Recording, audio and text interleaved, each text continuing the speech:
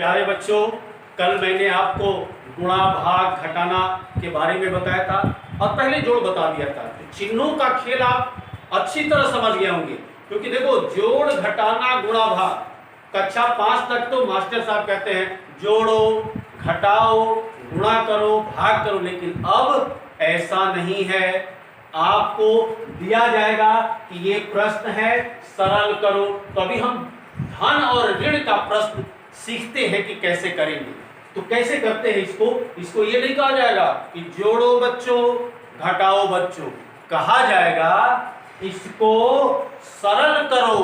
तो सरल करो में कौन सा नियम? चिन्हों का खेल याद रखना, वही असली यंत्र है, असली मंत्र है। आइए देखते हैं। तो हम क्या करेंगे, इसमें सभी समान चिन्ह को इकट्ठा कर लो। तो जैसे हमने +4 +6 और +1 एक साथ कर लिया, और माइनस वाला एक साथ कर लो, -5 -7 और ये -3। अब सभी ये धन धन हो गया तो एक साथ जुट जाएगा। कितना हो गया बच्चों? 6 4 10 8 18 हो गया। अब यहाँ देखिए सभी समान चिन्ह है, बता चुके हैं, ये भी जुटेगा।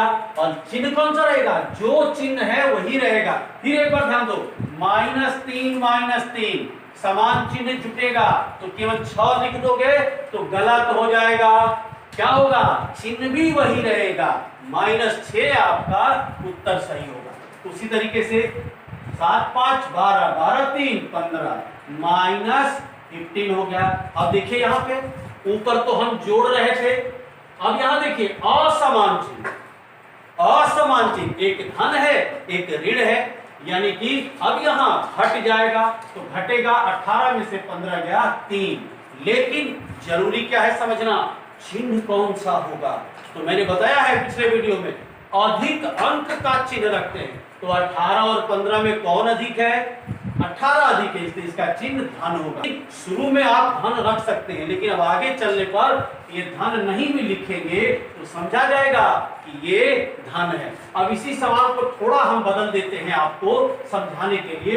मान लो कि ये 9 हो गया, और मान लो ये आपका 8 हो गया, ये मान लो आपका 5 हो गया। तो आइए अब क्या हो जाएगा यहाँ पर कि ये 8, ये आपका 9 और ये आपका 5। जानबूझकर ऐसा सवाल बना रहा हूं। ये तो 18 है ये, अब ये कितना हो जाएगा? 8 9 17 और 17 5 कितना होगा? 22, यानी 22। तो अब आपका यहाँ कितना हो जाएगा? 22। अब यहाँ असमान चिन्ह है, घटेगा तो 22 में से 18 गया 4, लेकिन इतना छोड़ देंगे तो बेटा उत्तर गलत हो जाएगा। इसलिए ध्यान क्या रखना है कि अब चिन्ह कौन सा होगा, यानी अधिक अंक का चिन्ह। अधिक अंक क्या है? 22 है, तो 22 का चिन्ह है ऋण 4। ध्यान रहे, अगर 4 लिख दिया गलत हो जाएगा, यानी कि ऋण 4 आपका लिखेंगे। अब आप देखिए, ये चाहे जितना बड़ा हो उसको आप आसानी से कर सकते हैं। जैसे आपको उदाहरण देते हैं धन और जोड़ का। कैसे? मान लो कि कहीं घर में थाली में आप देख रहे हो ये चावल रखा है, उसमें कुछ हरा मिर्चा मिला दिया गया, और मम्मी ने कहा कि बच्चे इस हरा मिर्चा को अलग करो। तो आप क्या करते हो? आसानी से अलग कर देते हो। या झोले में आलू प्याज आपके पापा खरीद कर ले आए हैं और कहे कि बेटा इसको अलग कर दो, तो आप आलू को एक तरफ और प्याज को एक तरफ करते हैं। उसी प्रकार इन सवालों में धन वाले अंकों को एक साथ और ऋण वाले अंकों को एक साथ रखेंगे, और तब आप जोड़ और घटाना की क्रिया करेंगे तो ये हमारा सरल हो जाएगा। अब इसी पर आते हैं। अब हम गुणा और भाग की क्रिया पर आधारित प्रश्नों को करेंगे। कैसे करेंगे? तो इसमें थोड़ा सा ये ध्यान रखना होगा। गुणा और भाग में आपने पढ़ा होगा, कक्षा 5 में मास्टर साहब पढ़ाए होंगे, बॉड मास आपको पढ़ाया गया होगा। उसमें पढ़ाया जाता है कि पहले ब्रैकेट, बड़ा ब्रैकेट, फिर मझोला ब्रैकेट, फिर छोटा, फिर का को हल करते हैं, फिर उसके बाद भाग की क्रिया करते हैं, तब गुणा करते हैं, फिर धन करते हैं, फिर घटाते हैं, और ये आपका पूरा इसको बोलते हैं बॉड मास। अब आप इसका फुल फॉर्म किसी दिन दूसरे दिन हम बताएंगे तो आपको ये ब्रैकेट होता है, ये ऑफ होता है, डिवाइड, मल्टीप्लाई, एडिशन, सब्ट्रैक्शन, इसका मतलब यही होता है कि आप याद रखिएगा ये bracket, of, divide, multiplication, addition, subtraction, तो ये बाद में डिस्कस होगा। यहां हमें ये देखना है कि गुणा और भाग में सबसे पहले किसका अधिकार है, तो सबसे पहले अधिकार भाग का है। यानी यहां ये बात याद रखनी होगी कि अगर 15 गुणे 3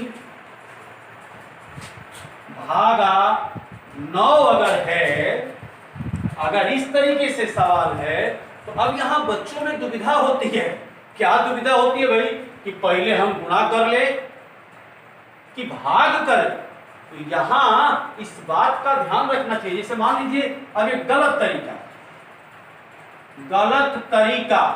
तरीका क्या है कि बच्चे क्या करते हैं, 15 तिया 45 भागा 9, यानी कि 45 भागा 9, 9 बचे 45। ये तरीका गलत है। क्यों गलत है? क्योंकि गणितज्ञों ने हमको बताया है बेटा ऐसी जब सवाल आती है तो पहला अधिकार किसका है, भाग का, उसके बाद गुणा का। जैसे घर में जिस दिन पूजा होता है और अच्छा अच्छा पकवान बनता है तो हमारे घर का क्या नियम है कि पहले भगवान को प्रसाद चढ़ेगा तभी तुम खाओगे।